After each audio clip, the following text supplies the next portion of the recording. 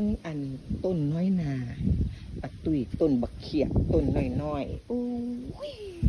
เนี่ยต้นน้อยๆต้นน้อยๆเป็นหน่วยแล้วพ่อแม่พี่น้องบักเขียบต้นน้อยๆนี่ติดหน่วยแล้วพ่อแม่พี่น้องปักตุยก็เพิ่งเห็นค่ะปักตุยก็เพิ่งเห็นยังวะโอ้ยบ่เป็นตาเสียเนาะพ่อแม่พี่น้อง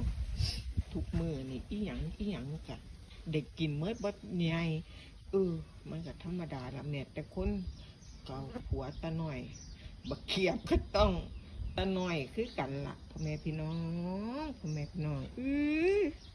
บ่เป็นตาเสือบ่เป็นตาเสือ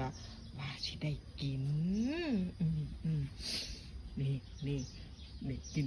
ไปฝากทุกคนเด้อพ่อแม่พี่น้องเอ๋ยจ้า